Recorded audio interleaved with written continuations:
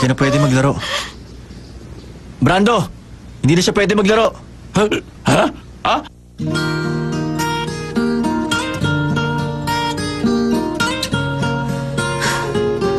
Ang alam ko, ito yung bahay namin eh. Ang totoo, pumunta na po ako rito noon. Basta, sa akin to. Ako may-ari ng bahay na ito. Anong ibig sabihin ito? してよやまらないわ今日と好奇心本当させまいわかんないでもやっぱいっぱい好きで気づいて私はいつでもアップデートしているよいつか届きます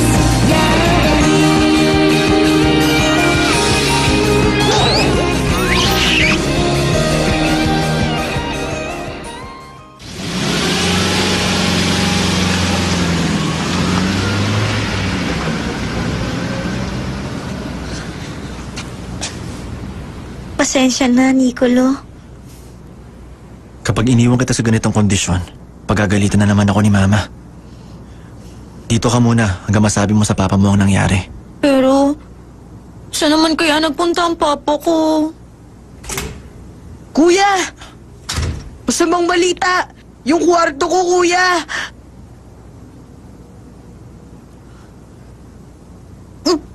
Siyang dahilan! Siyang may kasalanan! Welcome home, Nicolo. Kumusta, Casey? Sabi na't magkasama kayo eh.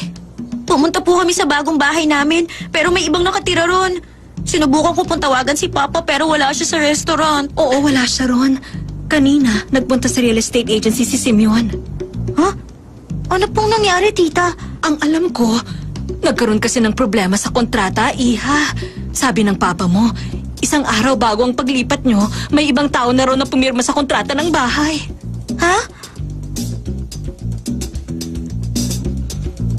Pasensya na po talaga. May ibang kliyente na pumirma sa affiliated company namin. Pero imposible ito. Matagal na ako Dapat, nakipag-usap dadalhin sa na raw iyo. ngayon ng papa mo sa bagong bahay niyong malalaking gamit nyo. Pero hindi na niya nagawa yun. Mula pa nung umaga, tumatawag na siya sa moving company at sa real estate agency. Napakarami niyang ginagawa. Siguro, yun ang dahilan kaya hindi mo siya matsyempuan sa restaurant. Tita, ibig sabihin wala na naman po kaming matitirahan ni Papa? Anong gagawin ko? Iha, pwedeng-pwede ulit kayong tumira rito sa amin. Pero... Okay lang na bumalik kayo rito. Welcome kayo rito sa bahay namin. Hindi magtatagal. Magiging pamilya na tayo. Ha? Iniisip pa rin ninyo ang tungkol sa kalokohang yun? Ako nga ang dapat na nagtatanong sa'yo. Alam kong nag-kiss kayo.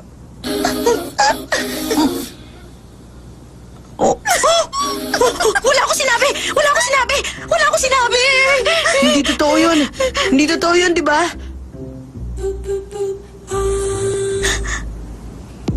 Kayo talaga? Hindi ko akalain sa itsura niyong dalawa. Naku, naglilihim kayo sa parents niyo. Hindi maganda yan, ha? Paano niyo po yun nalaman? Ang taong may hawak sa impormasyon, ang siyang kumukontrol sa mundo.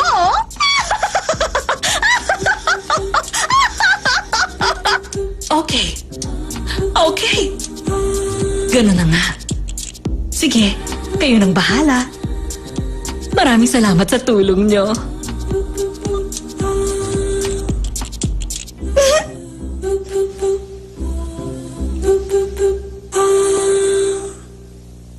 Determinado ako maging pamilya tayo. Magpapakasal kayo ng anak ko. Dahil kayong dalawa ni Nicolo ay nag-kiss na sa lips sa wakas. Tita, mali kayo. Ang totoo, pagkakamali lang po yun. Na hindi pa kami nag-holding hands kahit minsan. At kahit minsan, hindi pa po kami nagde-date ni Nicolo. Huwag na huwag ka mawawala ng pag-asa, Casey. Okay lang yun, Iha. Marami pang pagkakataon para magawa niyong mga yun. Kung pagkakamali lang yung naging kiss ninyo, ibig sabihin, pwede kayong magkaroon ng aksidenteng date. Tita, imposible po yun. Casey, gusto ko makipag-date ka kay Nicolo. Kailangan mong gawin yon. Ituring mo yung isang misyon. Galingan mo, ah!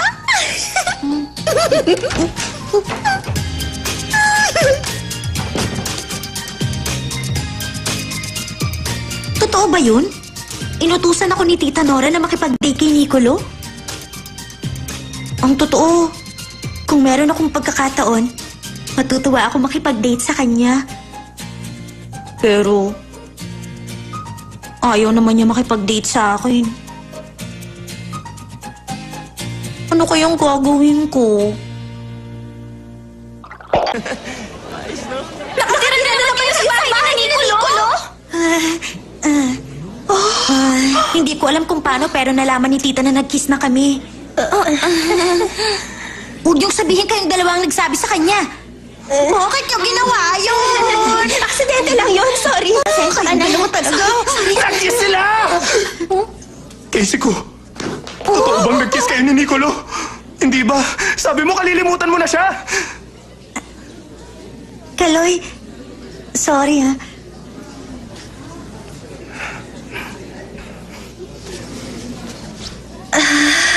Nako, hindi yata kinaya ni Kalo yung narinig niya.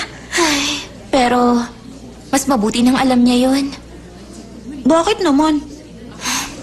Kasi 'di ba, hindi mo makalimutan si Nicolo kahit na anong gawin mo.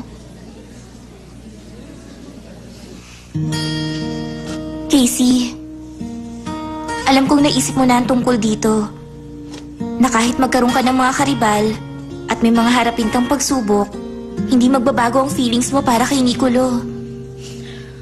Kaya naman, dapat sumuko na si Kaloy. Kailangan na talaga niyang mag-move on.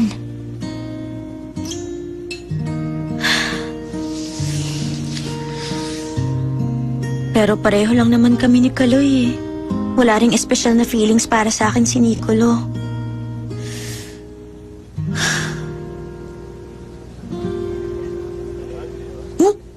Narinig niya yata ako.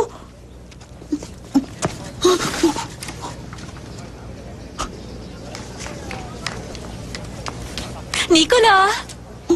Gusto mo pa manood ng movie kasama ko sa linggo? May 2 passes ako. Ano? Pati rin si Tiffany?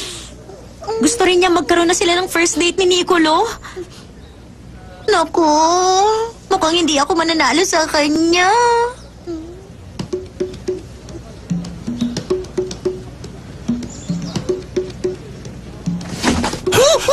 Oh, ano pong ginagawa niyo rito? Eh, wala lang. Eh, ikaw, anong ginagawa mo rito?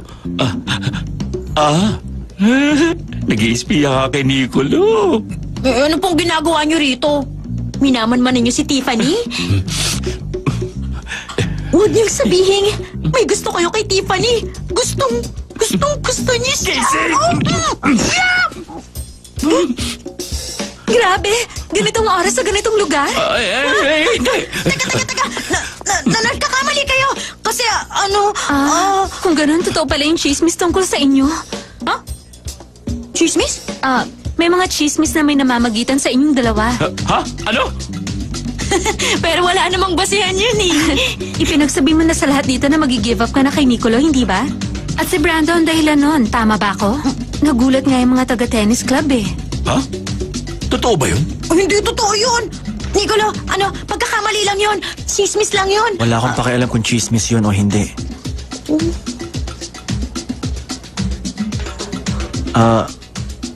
Tiffany, tungkol sa sinabi mo kanina, libre ako sa linggo. Pwede tayong lumabas. Talaga? Salamat!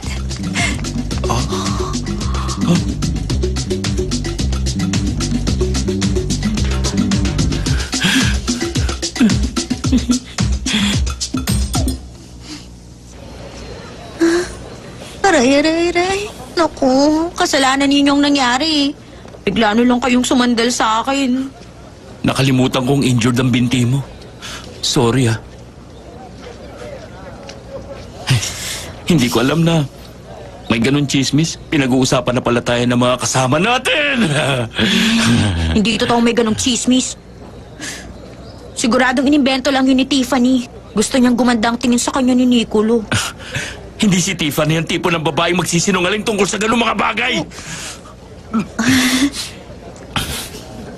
Nakikita ko nga na gustong-gusto talaga ninyo si Tiffany. Casey, may sasabihin ako sa'yo. Teka, paano ba? Ikaw, gusto mo si Nicolo. Ako naman, gusto ko si Tiffany. Si Tiffany, gusto si Nicolo. Problema yun, di ba? Wala talaga magiging masaya sa sitwasyong yan, di ba? Kaya naman, kailangan natin magtulungan. Gumawa tayo ng paraan para makuha natin ang gusto natin. Paraan? Gaya nung? Halimbawa, Ha?